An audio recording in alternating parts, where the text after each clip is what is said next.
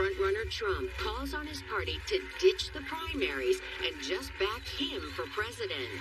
And while his former aides have voters on red alert, I think everybody should vote for Joe Biden if they want our democracy to survive. why aren't more Republicans endorsing other candidates? And could House Speaker Mike Johnson's relationship with the former president impact the next election? I'm all in for President Trump. And Emmy winner Sarah Paulson talks about her transformative on-screen performances and getting back on Broadway for the first time in over a decade. Here come Hot Topics with Whoopi, Sarah Haynes, Anna Navarro, Joy Behar, Sunny Hostin, and Alyssa Farah Griffin. Now, let's get things started.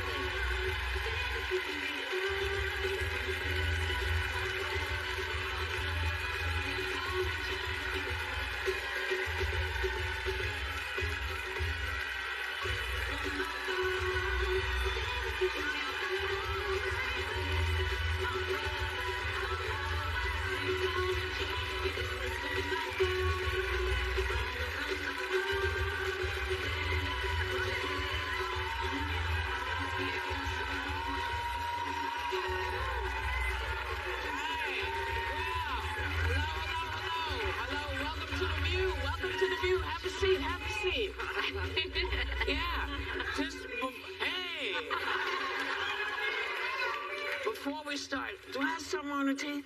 No. Okay. No, because I've got on some, I feel like I have a lot of lipstick. No. And so I'm trying to talk without touching my teeth. No, all of us are. I don't know. No, you're good. No, everybody's good. Everybody's good.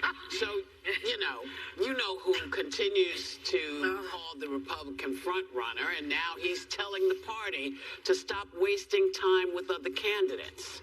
Just cancel the primaries, he says, and back him.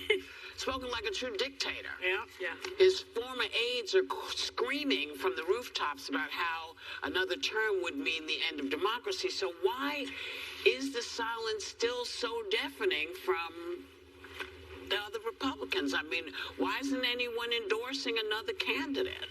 Well, as someone who's shouted from the rooftops about this, I've spent a lot of time thinking about it. And the two most common questions I get are how is Trump still so powerful and why haven't more people spoken out against him? And I think I know the answer to it. It is money and power. Right. So there is a multi-billion-dollar industry around Donald Trump in a way that never existed with really any other politician in our lifetime. Yes, he controls the RNC and the other party committees, the NRSC, the NRCC, but there is a revolving door of basically political influencers who came about during the Trump era through him platforming them and him amplifying them. People like the Charlie Kirks and the Candace Owens, they wouldn't have existed without the MAGA side of things. And then you have the fact that there's think tanks that have been set up to perpetuate MAGAism. People are making so much money off of him despite the fact that he's lost for Republicans since 2018. I think at the end of the day, it's not so much even the fear factor. It is literally good for their bottom line. I think of some of the most prominent Trump backers, the Ted Cruz's, the Mike Lees, they were all against him in 2016. Then they realized, you know what? I'm actually going to be more powerful in the Senate and in the right-wing echo chamber if I just stand by him. That's why people don't speak out. It's power before, but I don't blame the voters, because what happens is that because the people who are still supporting him, they turn on Fox News and they hear lies. They hear that the election was stolen. They turn to their favorite right-wing influencer or their elected senator who lies to them. I don't blame the voters. They got jobs to do. They've got things going on, but people around them in positions of power just keep lying. Yeah. What I don't understand is, like, he actually posted on social media, great polls just released, best ever. Trump at 67%, DeSanctimonious 9%, Bird Brain Nikki Haley 8%, Ramaswamy 5%. RNC must save money on lowest ever ratings debates. Use it against the Democrats to stop the steal. One thing, the RNC doesn't pay for the debates. The news organizations that host them do. So it's really scary that he doesn't know that, having been president for 4 years. And the other thing is, He's been indicted on 91 charges, some of those related in federal court to stop the steal, which he started on January 6th. And he is charged with that. So now he is admitting that is his slogan. Like, how dumb is this man? And why are people still supporting him? Like, I don't think... For the reasons she just said. See, I think it's more than that, actually. I think that certainly people are self-involved and self-invested and want power. And I also think, though, that a big part of this is rooted in white supremacy. I really do. And racism. Racism and taxes. There's definitely a part of the Trump base that there is unquestionably racism, but 40 million people voted for him. I'm not convinced that many Americans are racist. I know people who voted for him who I know are not, but I think they've been lied to. But the lying is continuous and unabating. Now he's got this osteopath saying that he's in perfect health. Yes. The guy is a rambling, sweating clown. Yeah. He's forced into a girdle and golf pants. Yes. And they're saying that is the pinnacle of health. And what does illness look like?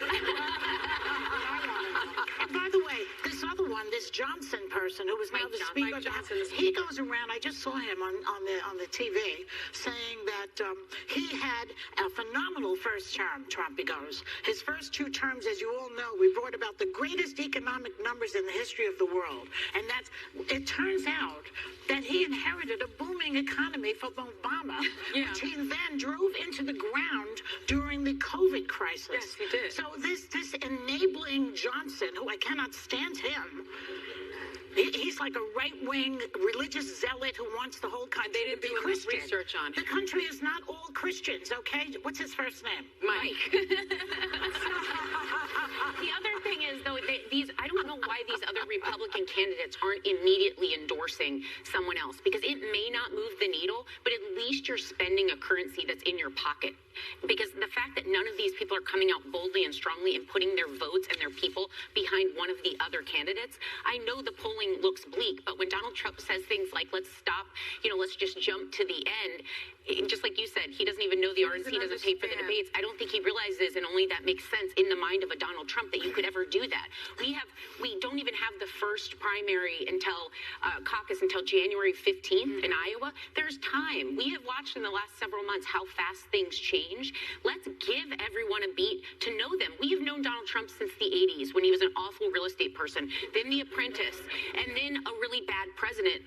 But now all we hear about is the indictments. He has the microphone. Everyone knows who he is. We need to keep putting other people forward to give them alternatives. I don't believe that when people get polled, I read an article that said a lot of times they just vent about what makes them unhappy. Yeah. And it doesn't necessarily lead to a vote in the booth. Not a Let single it vote play out. Yes.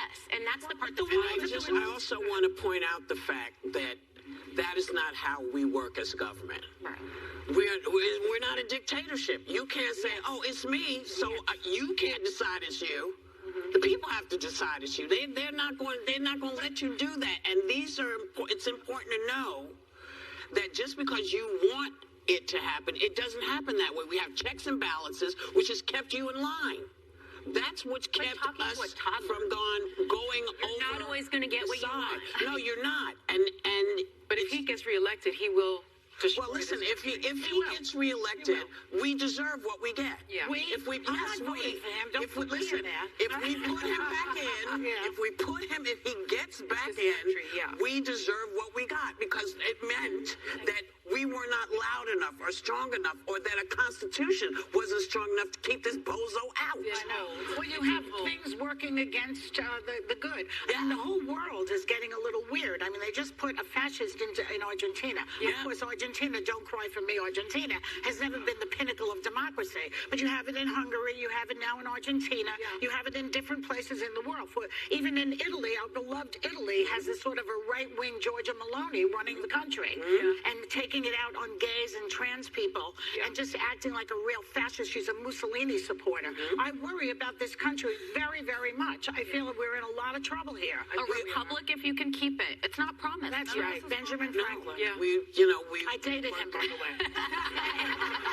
I've seen the pictures. You have a legal note. I have a legal note, everyone. Trump has continued continued to deny any wrongdoing and maintains his innocence in both state and federal criminal cases. He has pleaded not guilty to all charges. And I'm a natural blonde. We'll be right back.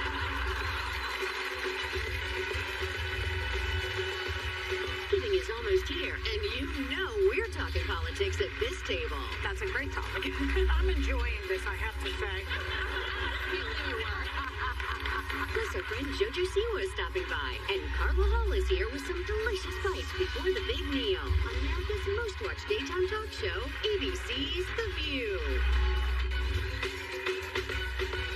Adam's bringing my favorite things to The View. Just for you. That's right, we partnered with vendors for 50% off some of Oprah's favorite holiday gifts. But the clock is ticking, so start shopping now.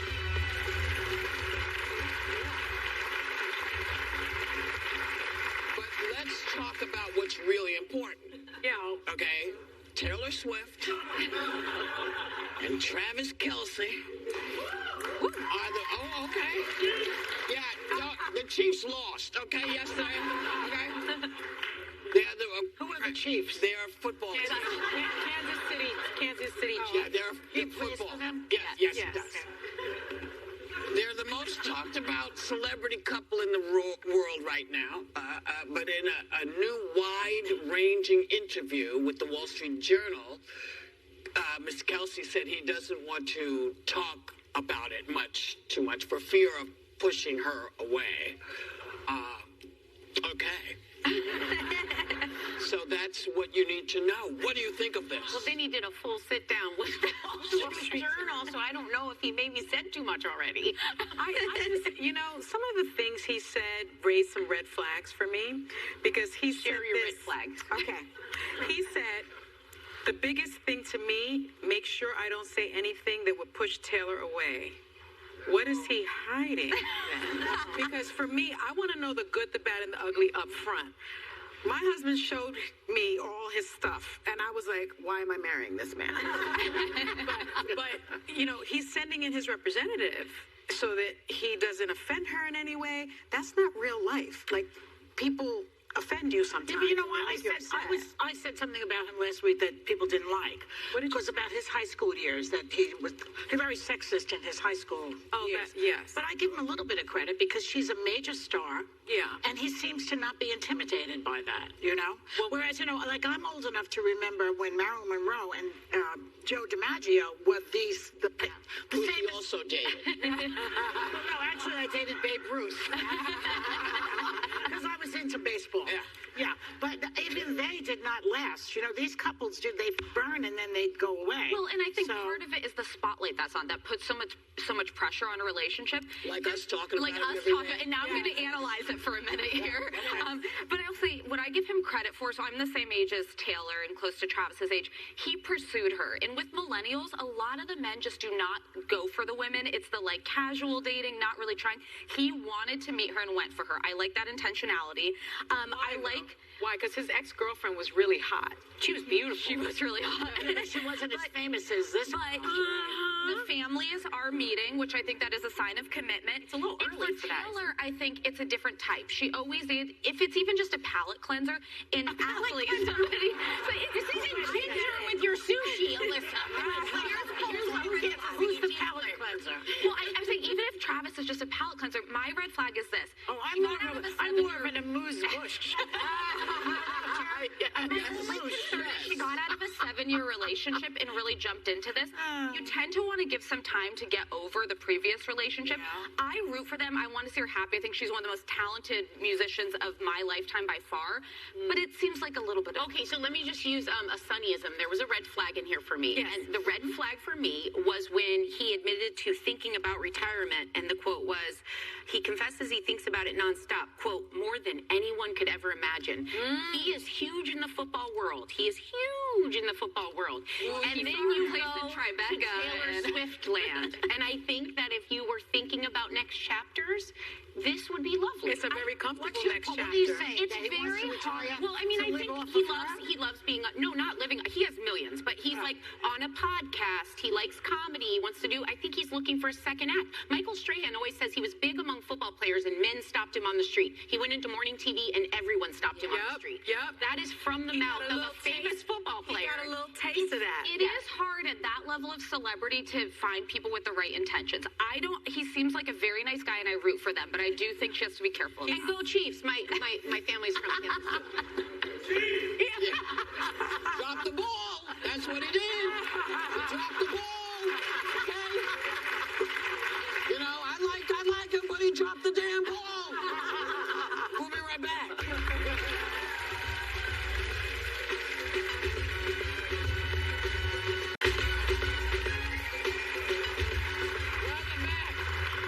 Sarah, thank you, Whoopi. Hulu's Black Friday deal is back. And for a limited time, you can get Hulu with ads for just 99 cents per month for a year, and then the regular monthly price after that. Certain offer terms apply, so to find out more, scan the QR code on your screen or go to hulu.com. This deal ends on November 28th, so don't miss out. It's a bargain. Yeah, we want to help you stream your favorite Hulu shows this holiday season, so members of the audience are going home with Roku's ultimate lightning speed streaming player. The Roku.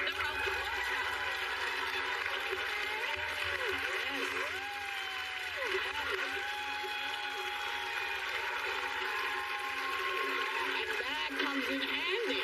That comes in very, very handy because lots of families will have house guests for Thanksgiving. And one woman asked the Washington Post advice column for help with her in-laws who are coming in from another country and could stay for as long as 7 weeks. She said her husband's sibling used a strategy to keep their visits shorter in the past. You know, don't make things too comfortable, give them the worst room in the house.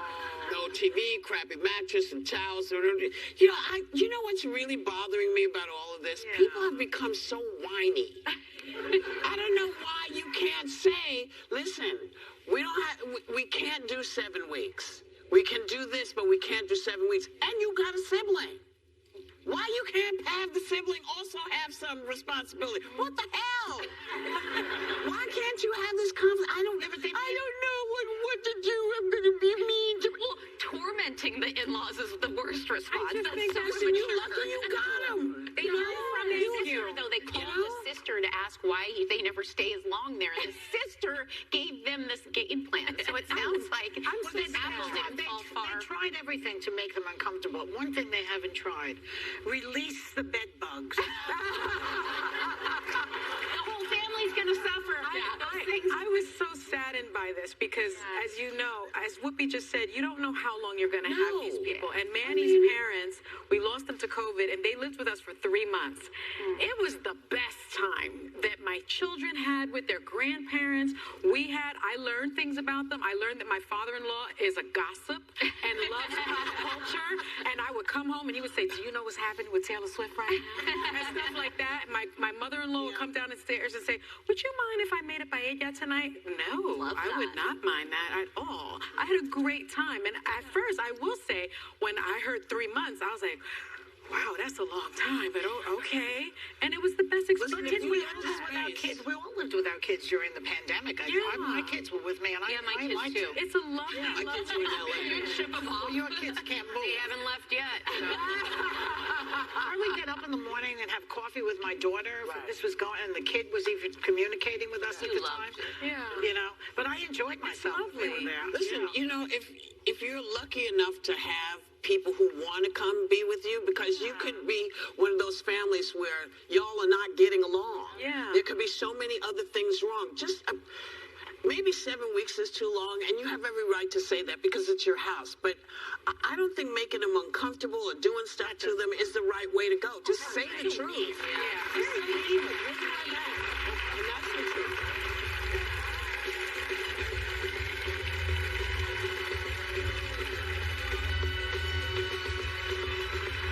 Welcome back. Emmy and Golden Globe winning actress Sarah Paulson captivates audiences with every character she takes on. No lie. And in the new play, Appropriate, she brings that talent back to Broadway for the very first time in 13 years. Please welcome back Sarah Paulson.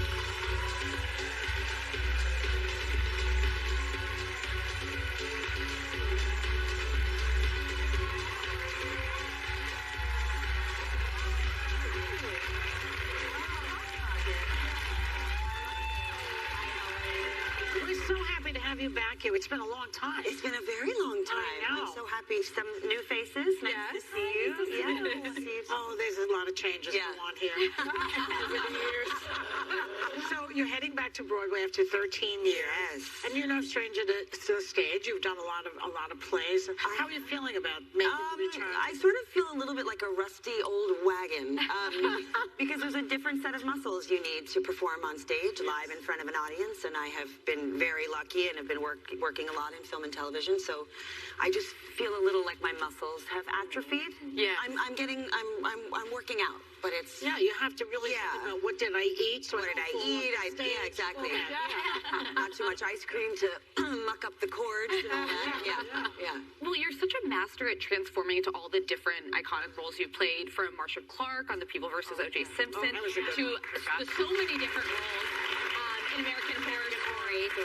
Now, I hear in this latest role, you're sort of channeling your inner Real Housewife. Can you tell us about that? So I've sort of, I work with a woman named Julia Crockett who helps me sort of physically transform into some people. I've played a lot of real people, and so I need to kind of approximate some physical communication to an audience of a visual image that reminds them of the person. So I've been watching Chimp Empire on Netflix, and I've been watching The Real Housewives of Salt Lake City. There's one character named, she's not an actress, she's a character on this show. She's a person, I guess, Meredith Marks. And she has a particular intensity that I have decided to abscond with and try to turn some of that energy into this person I'm playing. Yeah. Well, you've called the stage the closest thing to church for you. Yes. But you also had what you described as one of the greatest days of your life and the worst day of your best friend Amanda Pete's life while you were sitting in the audience for a show. We were at an opening night of a play, and I will not name the play because this is an embarrassing story,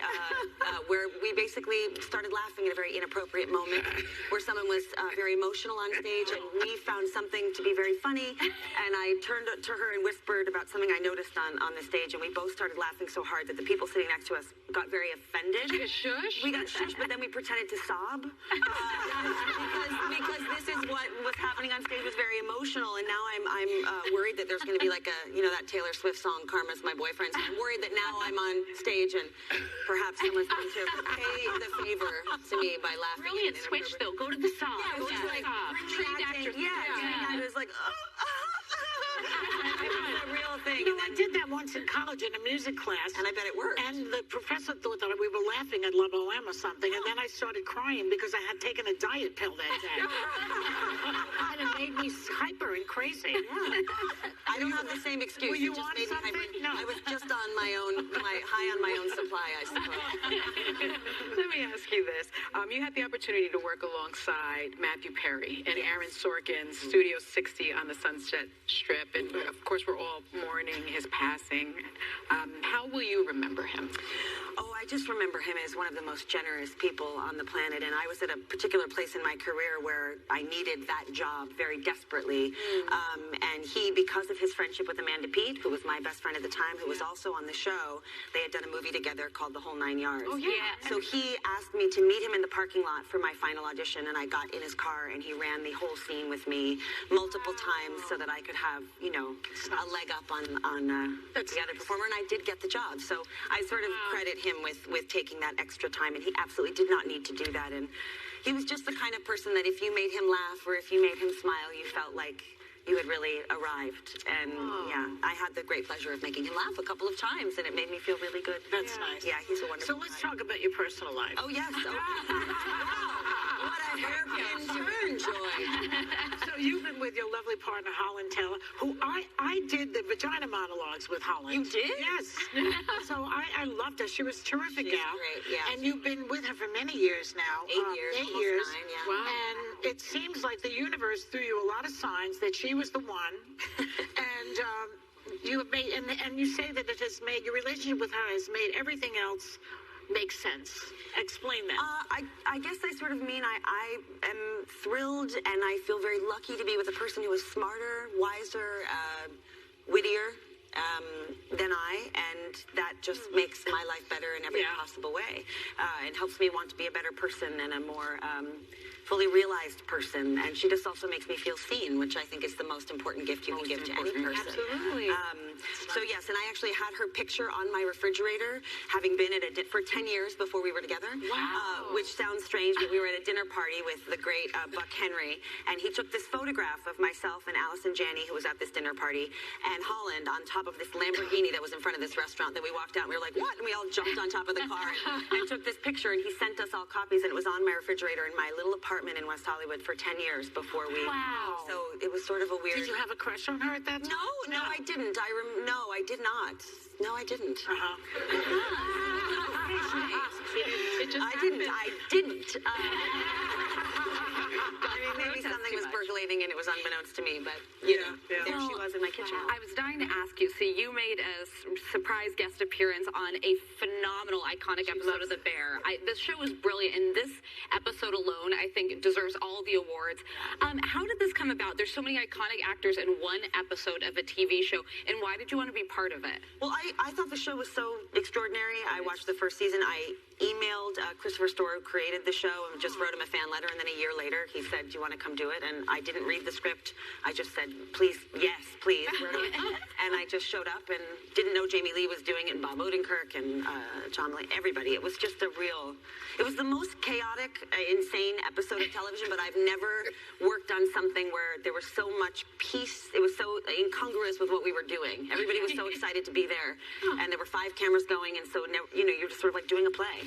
That episode will make everyone feel better about their holidays. Exactly. So.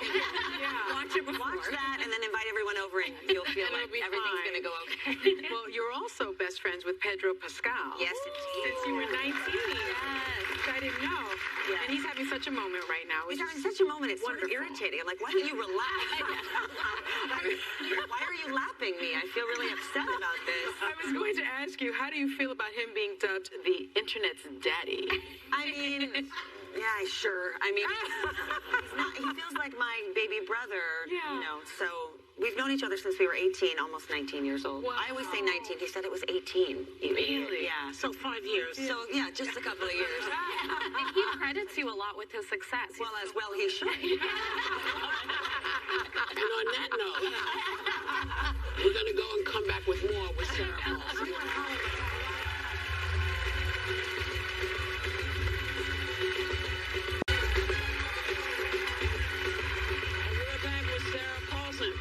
Sonny, I think it's you. It is me. They're gone. You're one of my best friends in my head because we have something in common. We do. We donate to animal rescues. As much as possible. We rescue a lot of animals. And so one day I was scrolling all the rescue pages and I see that this little dog got hit by a car and left for dead at the side of the road. So I immediately call the rescue and I say, I'll pay for the surgery. And I was told Sarah Paulson already paid for the surgery. And I said, oh my goodness, okay, is there anything else I can do to help? And I was told you can adopt her. And the dog, not the Sarah. dog. This is our official communication of the world that you are, in fact, my mother. Yes, exactly. This is our announcement. But I did adopt the dog. Yes. Didn't you have your niece? Somebody flew out to get the dog. Yes, in California. Sally's niece, the owner that's right. of the rescue, flew Sally's out to rescue, New York with her. Yeah. She had just had the surgery, and we have someone that wants to meet you. No! Saving her life. No! We do. No! Oh, no!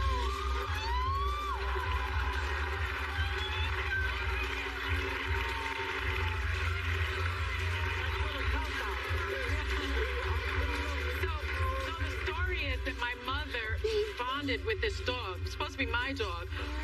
The dog, we share the dog, basically. The dog is at my house. Name. The Coco Chanel. And look at the outfit. There we go. Oh. So she wants to meet you. What a So thank you for saving her life. You're so welcome. She has changed my mother's life. My mother didn't like to drive before. She didn't like to go out shopping. And now she has her companion that sits in the car with her. And It's me. It's me. So thank you for... You're so welcome. I just think it's one of the most noble things you can do in life is take care of those who can't take care of themselves. I agree. So I'm basically running an animal farm. Me as well. As you know. I really, if I get one more animal, Well, my husband, I wanted to adopt 2 Nigerian dwarf goats. Oh, sure. And my husband does. I don't know. I just did. I saw a rescue. I wanted to do it, and my husband basically said, "It's me or the it's me or the goats." Like, And so he's out now, and the goats are in. No, unfortunately, I kept him. But I hear you have a similar situation. I do. I have. When I got my 3rd dog, Holland said, when I left to go help my friend find an animal, she said, "If you come back with a dog, I'm going to question whether or not this relationship has a future." And I was like, okay. And then I called her from the rescue and said, "I think I found my son." And then I brought him home and. How are they adjusting this scene? Like, you have I have 3 dogs in. Oh, I have 3 dogs. Oh, no one can hear me, darling. She's blocking your mic. Oh. It's okay. No one wants to hear me talk anymore. Sweetheart. Yeah. My mom says she's the best thing that's happened to her. Oh, I'm so glad. She's perfect. But yeah, it's been hard having dogs in 3. I have 3 dogs in Manhattan. It's really. She's so adorable. She's really cute. She's adorable. You can see why everybody wanted to save her. Yeah. Oh, the ears. Beautiful. But I like the ones that aren't so cute. I do too. I like the ones I like the senior ones. I like the senior ones. Toothless ones. If you're toothless, come my way and Same. We're going to say thanks to Sarah Paulson. Thank you. Her performance of the new show Appropriate begins November 29th at the Hayes Theater. And we, of course, will be right back.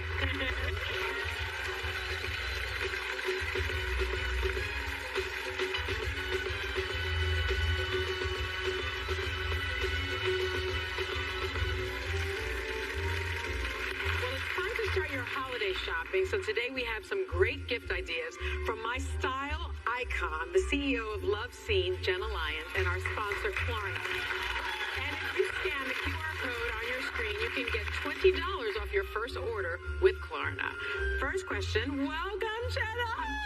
Nice to see you again. She knows I fan out over her.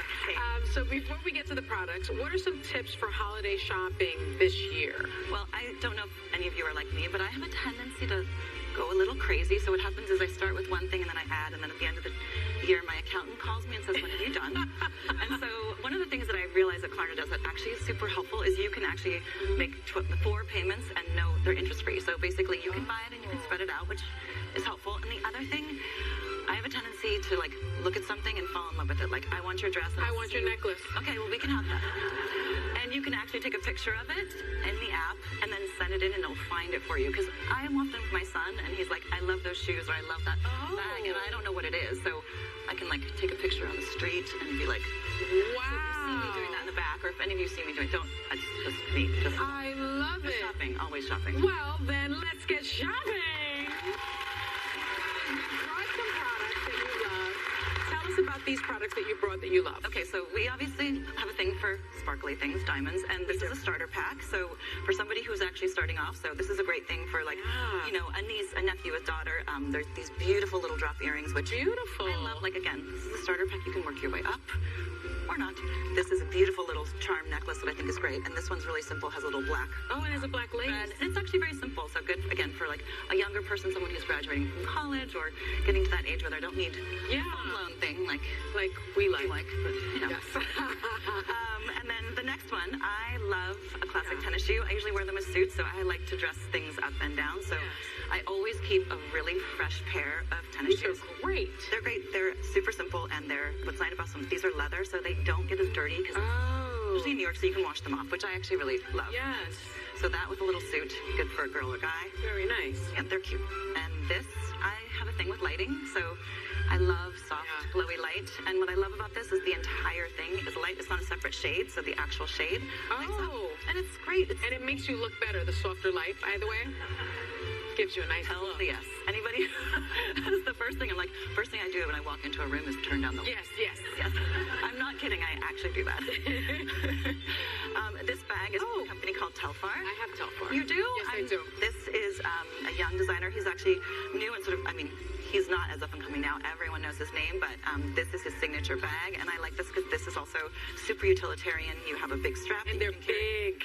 And I have a lot of stuff. And then you also have like a little baby one that you can carry if you want to do something like a little bit more simple. And you can stick that in there. Yes. Especially if you get the same color. Okay, and then you can put this in there. Okay, then you can do a lot of things. I see everything. I can take a shoe, I I get it. I get it. Plug this now. See? Okay, See? thanks. Our thanks to Jenna Lyons and our sponsor, Klarna. To help you shop smarter, we want to tell you one more time to scan this QR code to get $20 off the first time you shop with Klarna. And we'll be right back. Saturn rings like a lullaby's ring. In the cosmic quiet where dreams take wing. Maybe as we've tales untold. In this celestial soothing our story unfold.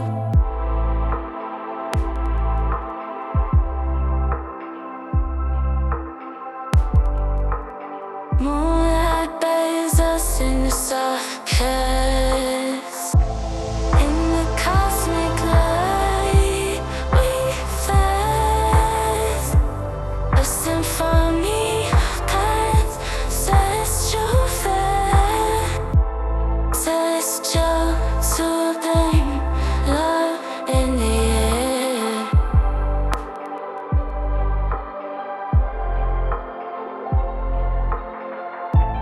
Celestial, soothing a gentle refrain. In the cosmic silence, our hearts remain. Notes the stardust to serenade, so new light. In the celestial, soothing our souls in time.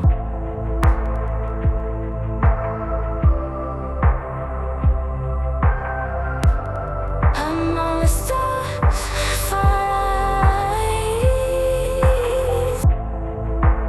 In this celestial soothing war we see.